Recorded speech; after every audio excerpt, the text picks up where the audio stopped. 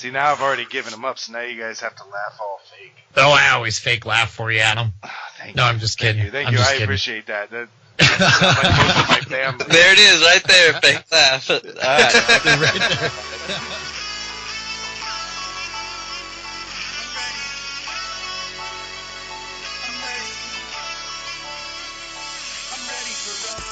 there. Hey, Sleepers! Welcome to the SleeperWire show. It is April 4th, 2018, and we wanted to tell you, those of you that are listening, the SleeperWire Pro-Am entries are now open. Last year, we had Matt Harmon, Matt Harmon, not the other Harmon, because he's probably going to jail, and Marcus Grant, and the year before, we had the footballers. This year, we got 8 out of our 30 pros confirmed for this league. So come compete against the industry leaders. Beat them in the Pro-Am. Entries are now open. It's $10. Just go to our website. You'll learn all about it. www.sleeperwire.com/pro-am. You can see who's in it already. All right. With that being said, we have a special show for you guys today. 2 cool first school interviews with you, with my co-host. The first, the dirty, the nasty, the filthy, the roll around in the mud, poke a hole through your cheek, and still keep going, Dirty Jobs. Mike, how you doing, Dirty Jobs? Not too bad. I love the descriptor, by the way. That's pretty funny right there. The hole through the cheek thing, even. That's good stuff. Good stuff. And then our other co-host here, we got Drew Brees. How you doing, Drew Brees? Woohoo! Hey, yeah, glad to be on, guys. I appreciate this very much. We got Lucas. How you doing? Man, I am doing well. I'm excited. Football season can't get here soon enough, and having this draft looming in the near future.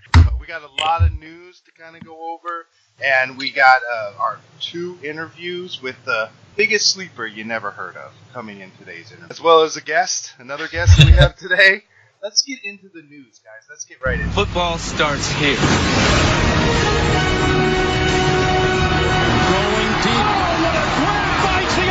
Up to the races he goes. He's slicing to the end zone. Touchdown Atlanta. What a catch. The Browns officially signed former Packer wide receiver Jeff Janis from the Cardinals and quarterback Drew Stanton.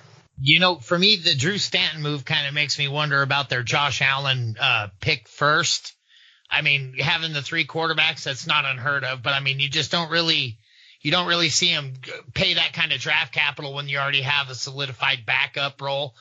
Maybe they're going to bring Josh Allen as a starter, but I'm actually not too sure. This move kind of confused me. And Jeff Janis, I mean, that just further bolsters their receiving core. I like Jeff Janis quite a bit. I don't think that he really got to show his talents. They didn't utilize him properly in Green Bay. That team's been up and down in the last couple of years. And the Drew Stanton, I think it was just a thing. I don't think there's much to be read into that. Yeah. And to me, it's more of a nothing. If they use him, I think that he'll be a field burner. He'll be able to stretch the field and open up that run game. And if things go the way that I think it's going to, we'll have a little tag team of Barkley and Hyde trying to rival what's going on down in New Orleans. Yeah, that'd be vicious. The Vikings, they signed Kendall Wright. I've never been a big Kendall Wright fan. I mean, this guy's had opportunity after opportunity, and now he's going to get to go be under the arm of Cousins. I mean, I don't really see much value in him. I think that you've got Diggs, you've got Thielen, and you've got Rudolph up there already who are going to be the target monsters for that team. That's right. It's just another piece to the puzzle. They got him at a pretty good value, and I think he's been underutilized by a lot of teams. So I think it's just one of those things that it came their way, the opportunity was there, and it's hard to have too much firepower. That's true. This is true. That's my argument for Saquon being a Brown. Like, people are like, oh, they don't need him. They won't be able to use him all the time. And it's like, duh, you don't have to use him all the time. Like, you don't want to have to use him all the time. How much do they use Alvin Kamara down in New Orleans? I know I already, but I'm going to beat this drum. Like, this is going to be a common theme on this show. Yeah, and the Browns are poised finally to do something right. And if they can get Barkley in and work with him and let him learn behind Hyde, that way he doesn't necessarily have to come in and just be used 30 times a game like someone like Fournette had to be for the most part with the Jags when he was on the field.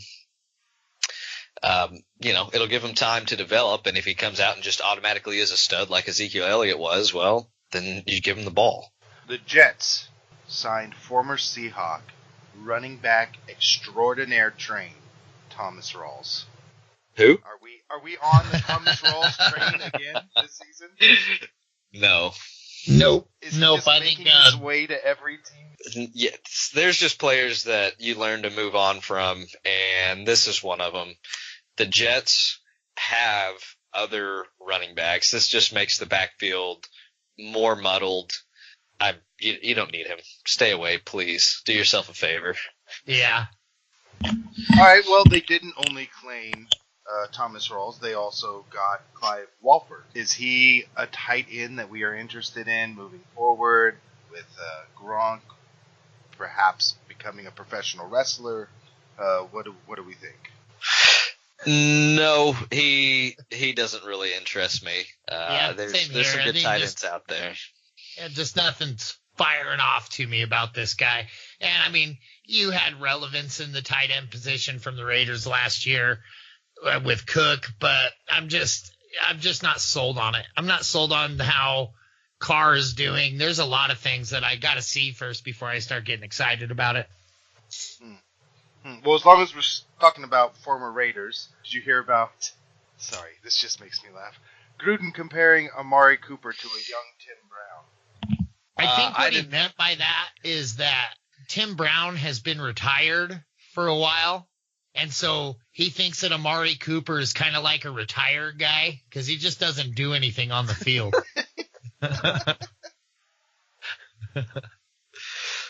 That's a good take. Hot take. You heard it here first. I think you read between the lines right there. I think you got it right. Well, Kyle Long said his surgery since going on IR were his neck, his shoulder, and his elbow. Is this something we should be monitoring, or is this? I think it'll go into next season. Yeah. Sorry. It has to. No, I was going to say more or less the same thing. The final piece of news here that we're going to talk about, which is another unfortunate situation. Zay Jones tweeted out. He said he's thankful to be alive, thankful for another year and more life. I guess we wish our best to Zay Jones and hope that he gets the help that he needs. Is he going to play next season, or is this does this matter? I think this won't affect him at all. I don't think they'll suspend him or anything like that. I think the guy hopefully got to the edge and saw that what was on the other side wasn't worth it and moves back. I think he could easily come back next year and this will be a whole forgotten thing. I think that too many people have devices for recording because I have a feeling that NFL players have been doing have had things like this that they're rumors and that's all that they are. People, a story in passing, but now everyone has a video camera. So anything like this gets blown up and put in front of every single person's face to be judge and jury on. All right. Well, let's bring Joe Pollack on. Now, I know your name's not Pollack, but it's funnier when we say it's Pollack because I have a bunch of Polish jokes. Sure, man. So have you heard about the Polish tanks? They have 5 gears, 4 reverse and 1 forward. That's pretty good. And of course, the Polish submarines have screen doors in order to get in and out. It's not Joe Pollack. What is? How do you say your last name? Pollack. Pollack. Pollack, like the painter, right? And Yes. you were part of the Fantasy Takeaway podcast. Tell us about the Fantasy Takeaway. The Fantasy Takeaway is a podcast that we started about a year ago. We've been growing by like 20% per episode in the off season, so I'm encouraged going forward. You can find it on Twitter at FFTakeaway, or me, I'm at Human Stat Sheet on Twitter. And then you can always just go to the fantasytakeaway.com. And of course, you guys are going to be part of the Pro-Am this season. You guys have been invited to that, and we've talked about that. And we have talked about what the cause is for the Pro-Am, so we are looking forward to having you in there. And I've been listening to your show, and I have to say that I am also a butt man. I really, really do hope Jake Butt turns into a thing so that we can make that joke over and over again. My kind of guy right there. I'm on board with butt jokes. Did you know he's sponsored by Charmin? That's not a joke. That's for real. Charmin PR gets an A+ on that one. Yeah. I mean, duh. They'd be stupid if they didn't sponsor him. How do you not? Yep. Well, listening to your show, you are clearly the star, Joe, so I definitely wanted you to be on. So when you go back to that show, you can just tell them, hey, star power right here.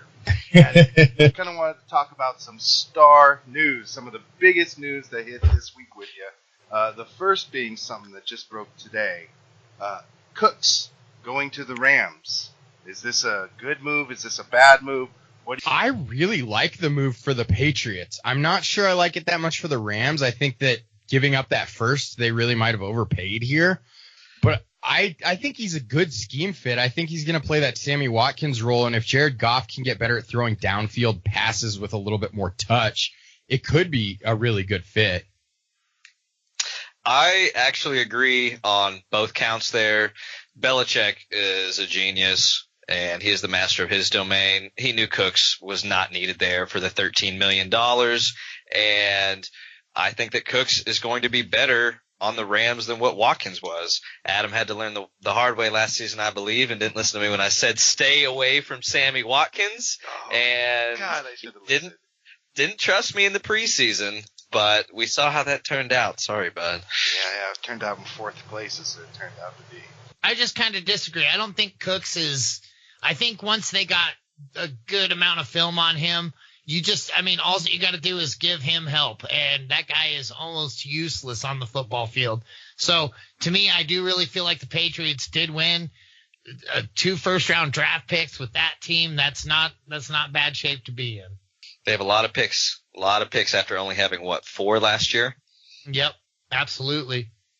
Yeah, the rumor is they're going to move up, too. They're looking for the heir apparent to Brady.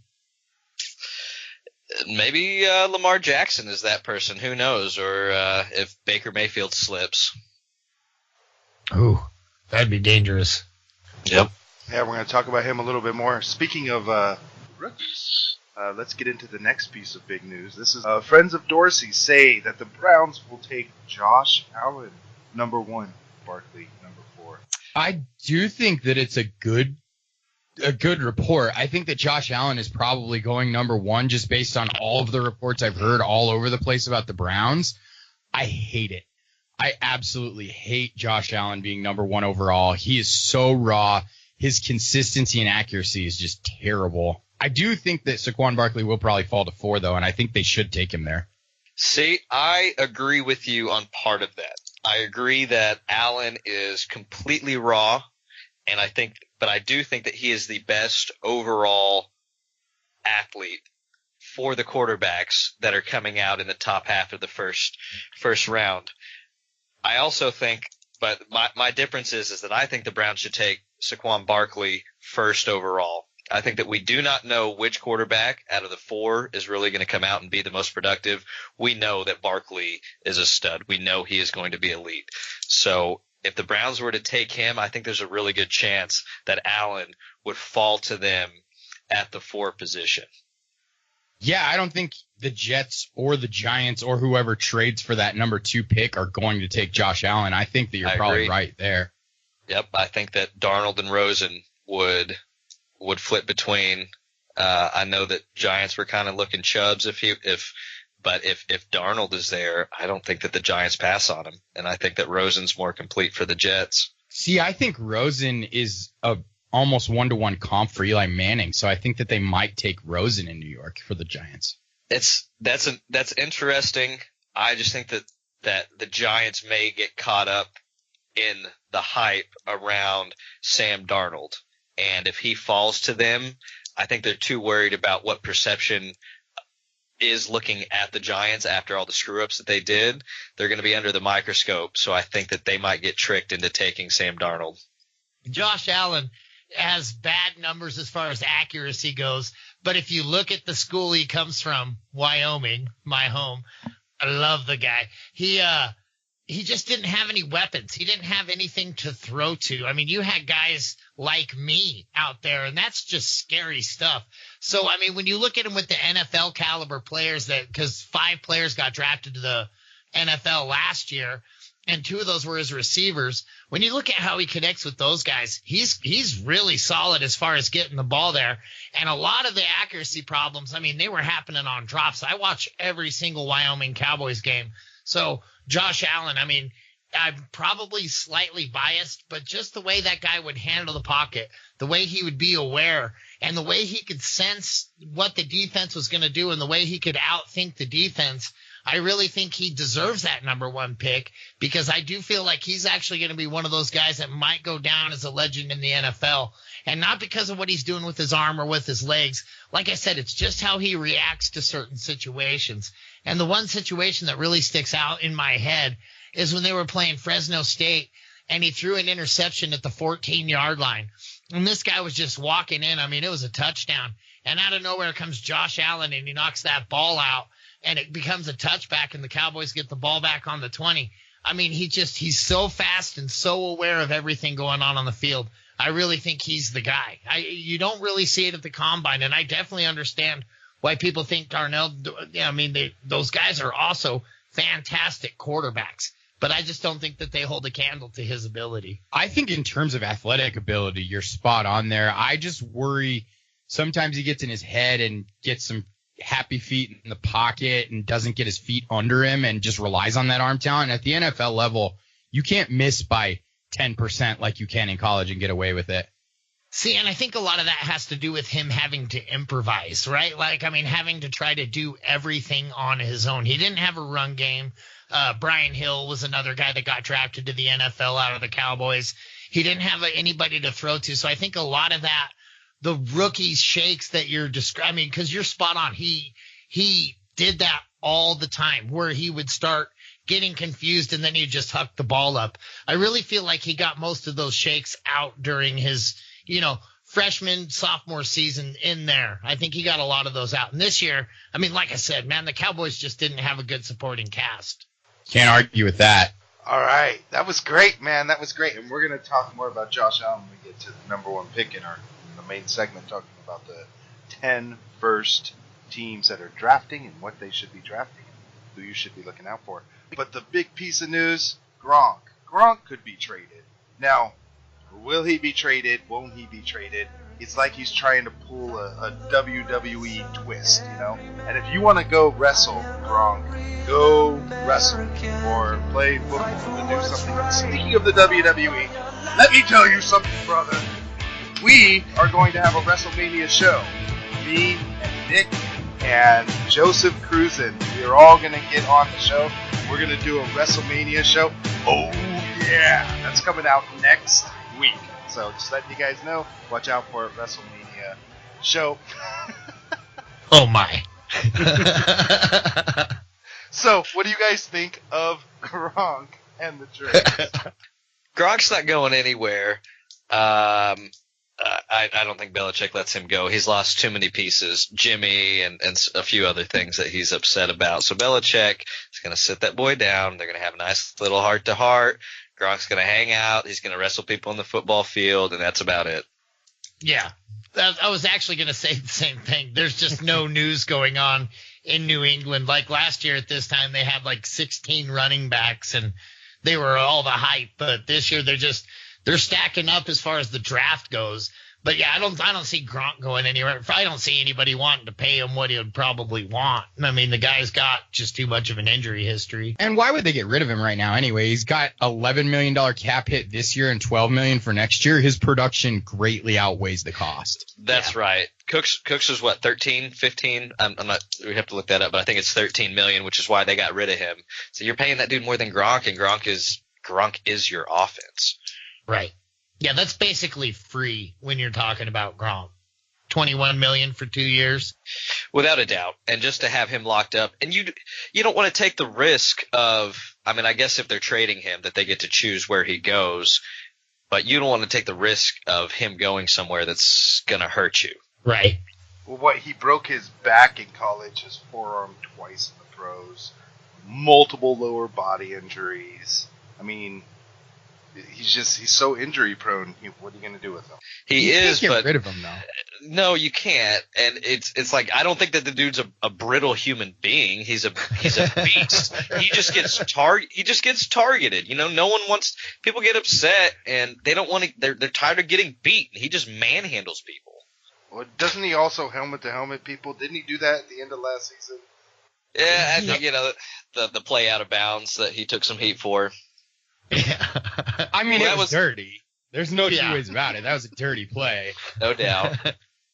No doubt. But, you know, a lot of emotions are flying, and people don't really – I'm not excusing what he did because it was completely wrong, but they were pushing his buttons, and they, you know, all game long, and they got the better of him. I mean, they got him to act. But maybe that was just his tryout for WWE. Who knows? Did you guys see the April Fool's jokes that were going around? Oh, RG3. RG3 is coming back to the Ravens. This is actually not an April Fool's joke, people.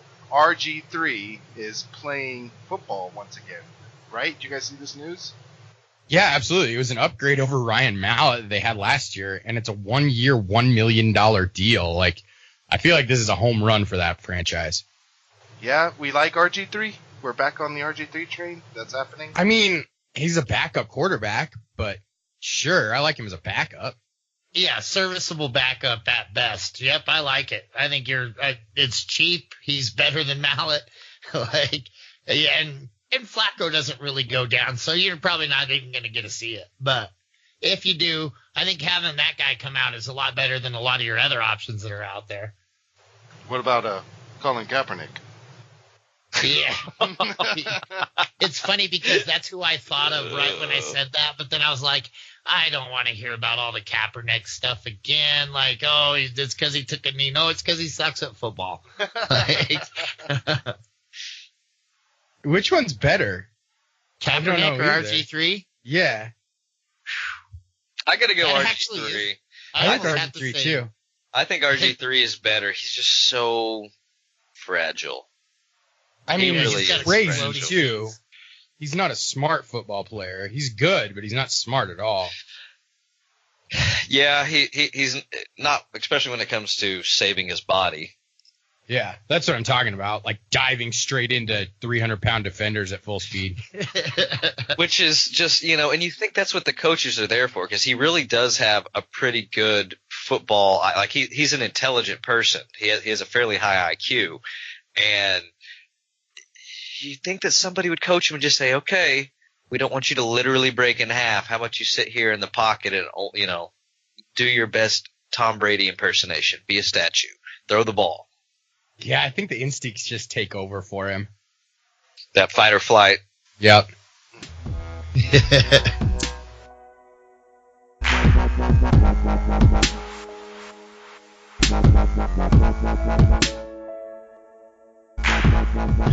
So, what I want to talk about was the top 10 draft picks. So let's talk about it. The first draft pick goes to Cleveland. What do you guys think? Cleveland, we talked about it. Is it going to be Josh Allen? I really think they surprise everybody and they go Saquon Barkley here. I really do, because I think that I believe Lucas might have alluded to it earlier. If he not, me and him have talked about it enough to where I've heard him say it enough to where if you want to wait for him to come down to the fourth, he's not going to be there. He will not be there at the fourth pick. So I think that they're going to surprise everybody. I know the hype is around Josh Allen, and you can tell by my bias, I'd love nothing more to see that come out of Wyoming. but I really just don't see it happening. I think that you can get him later than you can get Saquon. I think there's a better chance of Josh Allen falling to 4 for them than Saquon Barkley, so I pretty much agree with you. Barkley should be taken number 1 because it really is a crapshoot on which one of these 4 quarterbacks is going to perform. And if there's one thing that we know about the Browns is that they are not able to choose the winners. So with Barkley, it's the choice is there for you. There's one running back that is far and away better than the rest. Take him. He'll be on your team and be a great addition to Carlos Hyde. And if Allen is the one that you want, he's the most raw. These other quarterbacks could potentially, or these other teams that need quarterbacks could potentially need their guy to jump out there right off the bat. And with Allen, he gets to sit there and learn behind Tyrod Taylor. He can take his time. Tyrod will be fine with the Browns. And I do not see I don't see Barkley falling past the Giants, honestly. I know that they have Stewart, but he's getting older, and they like Eli enough that they can hang on to him for a couple more years. They would snag Barkley, I believe, if there are no surprises and other people don't trade up, because there's always unexpected trades that happen. Yeah, and I see that spot in particular myself. I think it's going to get traded. I don't think the Giants are going to have the number 2 spot. I think there's a quarterback being taken at number 2, whether the Giants take a quarterback there or not. Which quarterback I think that's fair. is getting taken? It depends on who goes first, but I think that Buffalo is pretty likely to trade up, and they need production now. So I really think that pick very well could be Josh Rosen. I think he's the most ready. I've actually heard that with the Bills trading up, that wouldn't surprise me. I've heard talk that the Giants like Eli enough and that they're really just rebuilding around him. So if they're able to trade that pick to a very desperate team for more than market value for the number 2 pick, which is already pretty high, if they can trade that to a team like the Bills and get 2 or 3 additional picks from that, I think it would be smart for them to do so, or at least for the Giants to accept that trade. Yeah, I totally agree, because they essentially need 5 offensive linemen, right? Yeah, They need a well, they lot. signed Nate Soldier, but that's Okay, yeah, 4. I think there's probably no worse offensive line other than Seattle than the Giants, right? Ooh, yeah, Seattle is bad. Yeah, Seattle's terrible, but they're a whole nother category. And in retrospect to the conversation, I don't think there's a more quarterback needy team than Buffalo. Correct. Well, what do you guys think about the 3rd pick, the New York Jets? What do you think they're going for? Do you think that's all QB the whole way? Yeah, I do. Absolutely. I think it's the quarterback that's left for sure. See, now I'm going to come out right now, and my opinion is that Baker Mayfield is, if he was 6'3" and kept his mouth shut, he would be the unquestioned number 1 quarterback. But because he's 3 inches shorter, people are just writing him off. And they say, oh, he's Johnny Manziel, he's going to be a flame out just like him. I don't think that that's true. I think that Baker Mayfield has a big heart and he has a lot to prove. Johnny Manziel didn't really care. He more or less said that. He showed everybody that with his actions. Baker Mayfield has something that he feels like he needs to prove. So he's going to be dedicated to whatever team that he ends up on. And I mean, the guy was 71% last season, 43 touchdowns with 6 picks. Sam Darnold was 26 and 13. I agree. I know, but Baker Mayfield, I believe, will be the second most productive quarterback throughout his NFL career of these 4. I just don't see it on tape. Like, he's not as accurate as that 70+% number really makes him look. And his deep ball is not pretty. It's not going to translate to the NFL. I think that as an intermediate and short passer, he's very, very, very good. But he's still raw in a lot of regards, and some of them might be the kind of things that you can't fix on the fly at the NFL level. Yeah, I mean, it just takes years to develop those kind of skills that he needs, and especially, the deep ball. The deep ball for him, like, if you don't have a guy that can get it past those cornerbacks, you're going to get ate up by the safeties every single time. I mean, the safeties will get a pick every single time you throw the ball past, the 15-yard marker. So, yeah, I just don't see it. I think Rosen has more to offer. I think Darnold has more to offer. I think Allen has more to offer. With Darnold, though, he's a turnover machine. The guy fumbles the ball all the time, and he's a so-so athlete. And the turnovers really are a big deal. And at the quarterback level, you're going to have a lot more pressure in the face. And I know he didn't have the best O-line there, but depending on where he ends up, if he ends up going to the Giants, I mean, is that much of an upgraded O-line from what he had at USC?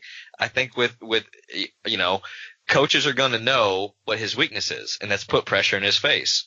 So when you're drawing up blitzes all the time to confuse him, he's going to be fumbling the ball a lot. So that's a big concern for me with Darnold. All right. So moving on to the number 4 pick. We're at number 4, which is back to the Cleveland Browns. I think the quarterback that's left. I think you're going to have the big three, Darnold, Rosen, and Allen. And I think one of those guys will still be there. I mean, it's just numbers. So I think they'll pick whoever that is, right? I think if they pick a quarterback number 1, that there is actually a pretty good chance that Saquon Barkley will still be there at 4. That's a chance. There's a good chance. That's a decent gamble, because the two next teams are they just have to get a quarterback, right? The Giants, not so much, but going back to the scenario where I'm positive that the Giants are going to get rid of this spot. I just know that they're going to trade it. It's the right move. Yeah, it is. And the Bills are going to be the guys that come in there and take it. So I'm with you. The 2 and the 1, 2, and the 3 are probably going to have to be quarterback. I mean, or the one, if it's Saquon, then the 2, 3, and 4 are going to have to be quarterback. So I think, you're win-win if you're Cleveland Browns. Maybe that's the case. But here's another scenario. What if the Giants wait to trade? What if they wait till they're on the clock to have that trade ready? Because does it matter to them if Barkley is taken number 1? Say a quarterback is taken number 1. If Barkley's there, do they keep that pick? Or if Barkley is taken first, do the Giants care enough for one of these quarterbacks to hold on to that pick and use it? That's true. They could easily pick up Saquon Barkley, and then you have Eli, Odell, and Saquon, and that's not bad, but you still have a lot of issues to fix on that team. They also have Evan Ingram. Why wouldn't the Giants pick up a defensive end like a Bradley Chubb or somebody? Why are you so insistent that they would either trade it away or do something with it? They need defensive players. Why wouldn't they use it for that? I'd say because there's no clear-cut number 1 at defensive tackle or defensive end in this draft. Right. And they can you don't trade have that a Myles Garrett. Yeah. You don't have that guy that's going to come in there and just be a game changer. And rather than just getting 1, if they can trade that pick to somebody for the Bills, 2 or 3 picks, their pick later in the first round and maybe a second round and a third round, if they can get 3 picks out of this, then they can take shots on some of these really talented raw players from, maybe lesser divisions that didn't get as much hype that could be almost as good. All right. Well, I'm very happy we're getting to this because we're almost running out of time here, but at least we got to number 5, the greatest team in the NFL, the Denver Broncos. And I know that at least 2 of you here agree with me. So you are outnumbered, Lucas. Joe is also a Bronco fan. Yes, I knew I liked him for a reason. Oh, do you think we're going to agree on this one as Broncos fans? I don't think so. I don't know because in our show notes that we have Josh Allen right here. Yeah. How about that puts a tear in my eye of happiness. Let the non-Bronco here throw something out there, and you guys can debate it and tell me I'm wrong or stupid or whatever, and see how this is going to go. So, assuming that Barkley, Darnold, Rosen, and Allen are all gone, because I think we all agree that no matter what trades happen, that those 4 are probably all going to be gone through the first 4 picks. Broncos need a quarterback. Do they take Baker Mayfield? Please, no. Oh, no. Pick a guard and pick a quarterback next year. Maybe trade your entire draft for a quarterback next year. I don't like Mayfield enough to use this kind of draft capital on him. I don't think they need a quarterback. I think the Broncos are set up in the quarterback department. Did you not watch that guy last year? Yikes. I Case wish Keenum for that the win. contract was longer. Me too. Wish the contract was longer. It's only Me 2 years. It's a team-friendly deal. I hope that he plays well and they can just extend him. I think people are really underestimating him. I thought he played fantastically. And can we just all agree quickly that anytime Jeff Fisher is the coach of an offensive player, you can multiply their production by 0.7? I think I could argue the 0.7, but that would be the only thing I'd argue there because my number's more around 100. It's just insane how much of a vacuum that guy is. Look at Gurley's numbers. The difference between the last 2 years is insane. Gurley and Goff. Yeah, Gurley and Goff. Well, and all the backup quarterbacks like Foles and Keenum, like those guys went and did great things, in their respective places. One of them won a Super Bowl. Yep. All right. Well, that takes us through. I wanted to get through the top 10, but Joe, thank you so much for being on. And again, let's remind people where they can find you, where they can reach out to you, how they can get to know you. You can find everything at thefantasytakeaway.com. On Twitter, we're at FFTakeaway. I'm at Human Stat Sheet. We have a Facebook group, actually, the NFL Fantasy Football Discussion. It's got like 13,000 members. It's got great discussion all the time. So those are basically where you can find us. Yeah. SleeperWire's on there, too, promoting their shows. And Mike, how about you? Where can they find you? You can find me Dirty Jobs on Instagram, Dirty Jobs on the old SleeperBot. You can pretty much find me Dirty Jobs anywhere, but except on Twitter, you can find me at Dr. Kane21 because I can't figure out how to change that. So that's where I am. We got Drew Brees' alter ego. Lucas, how can they find you? Right now, you can find me on SleeperBot at SleeperWire LBB, and I'll have a new Twitter coming relatively soon. And you can obviously reach out to the SleeperWire Show on Twitter, SleeperWire Show on Facebook, SleeperWire. We're all over. Just type Google in SleeperWire. And looking forward to talking to you and doing our WrestleMania podcast next week. And, of course, a regular show. So thanks all for listening to the SleeperWire Show. And stay tuned for my special interview with the Ultimate Sleeper. We are talking about the biggest sleeper you've never heard of. We're talking about the Ultimate Sleeper. We're going to tell you about him right now. His name is Nate Rutchina. What's going on, Nate? Nothing much. How about you? I'm doing good, man. This guy someday, maybe 2025 or so, will win you fantasy championships. Nate Rutchina, he's from Monte Vista High School here in the Bay Area. Look, that's one of the reasons I want to talk to you. I want to kind of get an idea of what it is to be an athlete. But the other reason is this show is about giving back. SleeperWire is about giving back to the community, to people. You know that we all do this all for a charity. And I know that Nate needs all the exposure he can get being a student athlete and help him in his journey to become an NFL athlete. That is his goal in life, and he is in high school right now trying to do this. So I wanted to get an idea of what the high school journey was like as an athlete. So we said what's up to Nate, but Nate, when did you start playing football?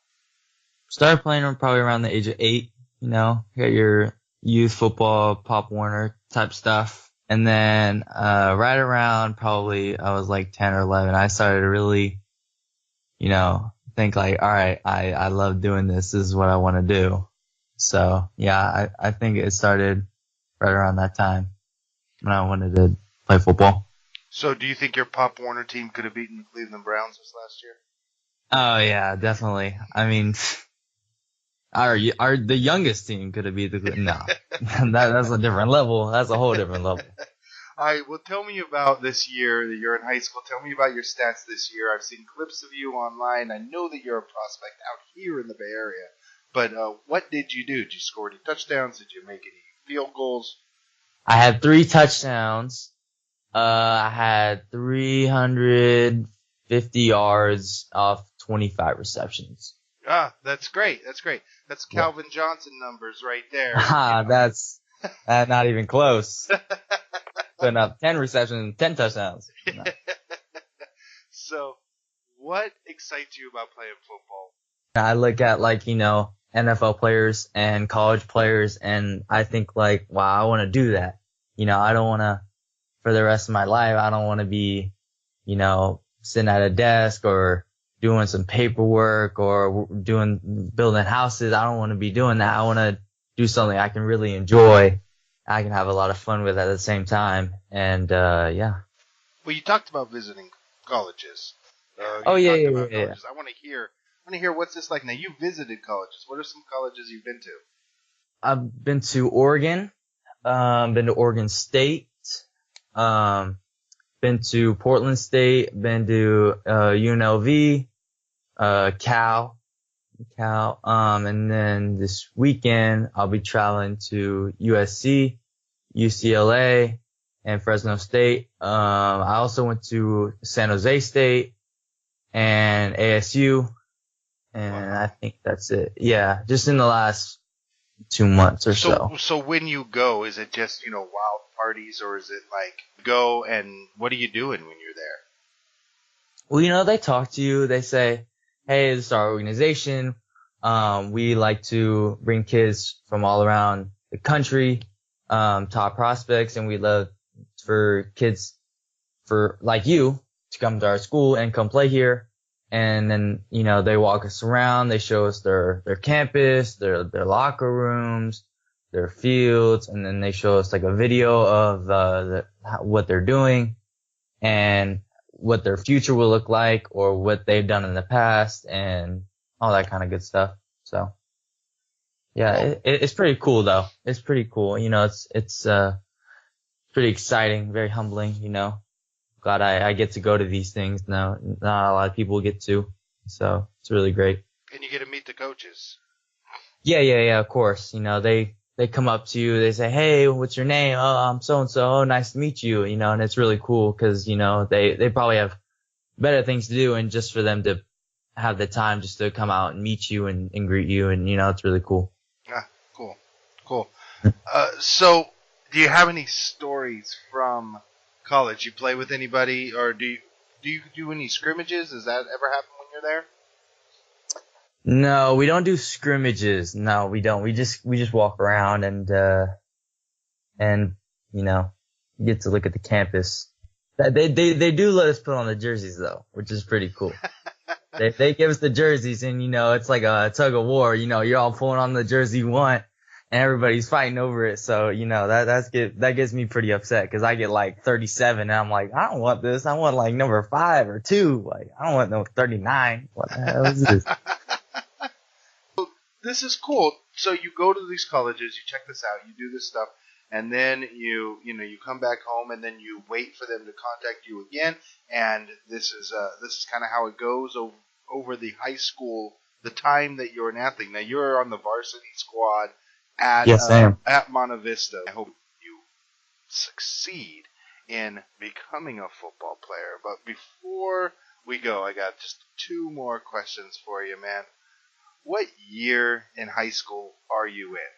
I am a sophomore right now. You're a sophomore. I'm a sophomore. I'll be graduating in 2020. And you're on the varsity team at one of the top high schools, certainly in California. Got any good fantasy football tips for us before we go? It depends on what league you're in. If you're in PPR or standard, I'd recommend getting a Le'Veon Bell or Antonio Brown right away as first overall pick. Or no, I don't know. If you play basketball, my first pick's got to be Lonzo Ball. I mean, seriously, without a doubt, it's got to be Lonzo. All right, Nate, man, I appreciate you being on the show. And, thanks for having me. Man. And definitely get this out. Best of luck to you. Yep, thank you.